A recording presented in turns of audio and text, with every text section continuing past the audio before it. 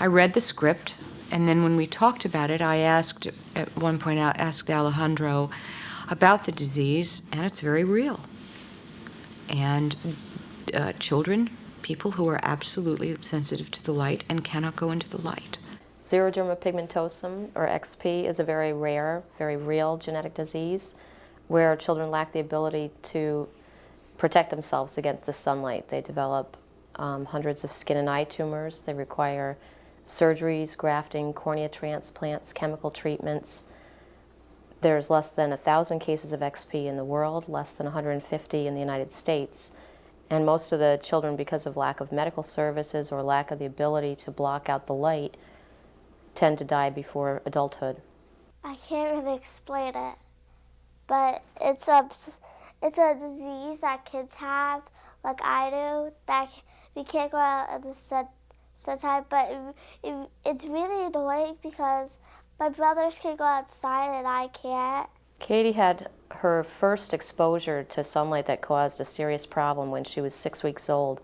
We were outside under an old oak tree, and she started screaming, some ungodly screeching noise coming out of this tiny, tiny little infant. And we ran over to this tree, brought her inside, ripped off her clothes and blankets, looking for something like a bee's nest, or thinking an ant's nest might have fallen out of the tree and had bitten her. She had all these red dots all over her whole body, like little pinpricks. And we watched in the kitchen as each one of these pinpricks started to fill up like a boil. And they bubbled right in front of our eyes. We were on the phone with the doctor as we're describing all this, watching this happen to her. And she had her first third-degree burn within 10 minutes of being outside under the shade of a tree.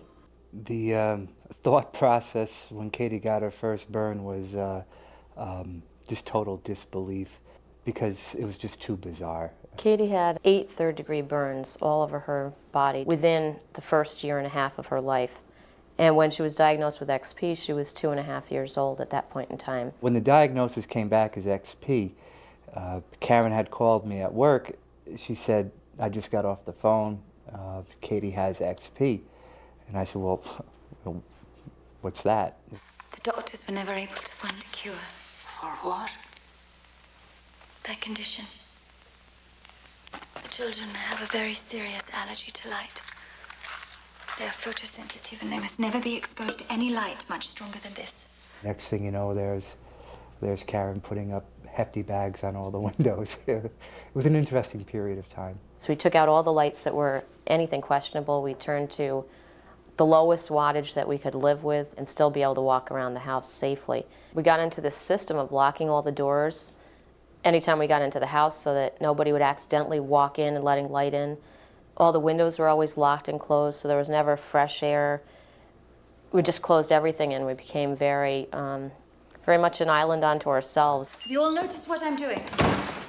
In this house, no door must be opened without the previous one being closed first. It is vital that you remember this.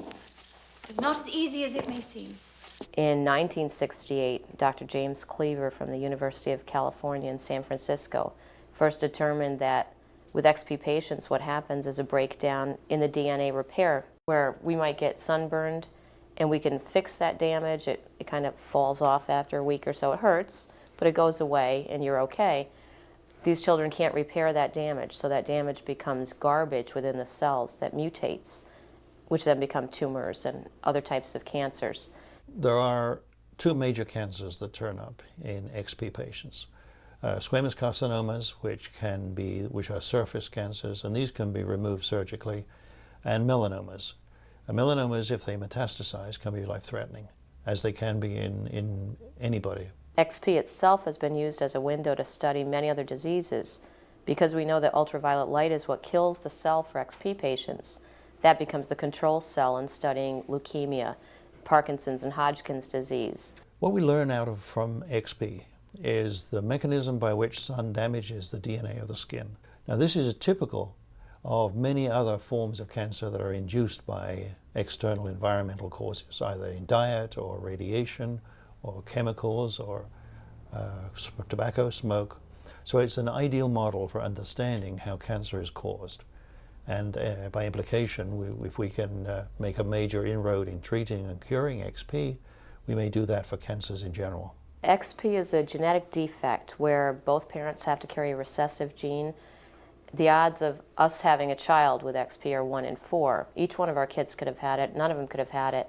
Katie happened to be that 1 in 4 that happened to be it. Xeroderma pigmentosum, to our best estimates, occurs at a frequency about 1 to 4 or 5 in a million of the population.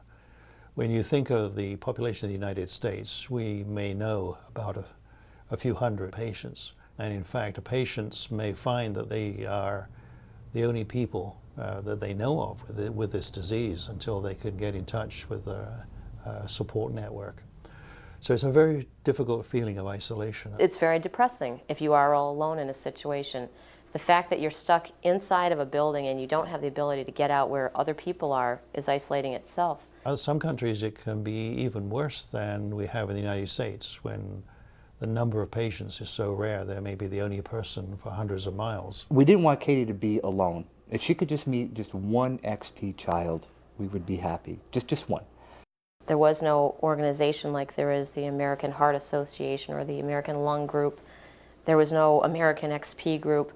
So there was no coping mechanism, no other families to contact. So we decided to form a group and have camps together where once a year families would gather and they could share those experiences and share any new information that came out about treatment or diagnosis, something that would help the kids. So Karen came up with the idea of seeing if some of the families would want to travel to upstate New York and spend a couple of days in a UV safe environment. We can stay up all night, she said. We can do horseback riding and have barbecues at night, whatever. Camp Sundown is something that the XP Society and Karen and Dan Mahar have organized for a number of years now.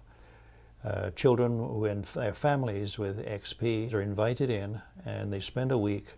They live at the camp and they change their whole day schedule so that they sleep during the day when the sun is up, and then they come out after dark and they have a whole night of activities. It's just cool because other kids that don't have XP don't want to be outside at night, but we always do because we can't go outside at the day. The camp was a tremendous success the first year.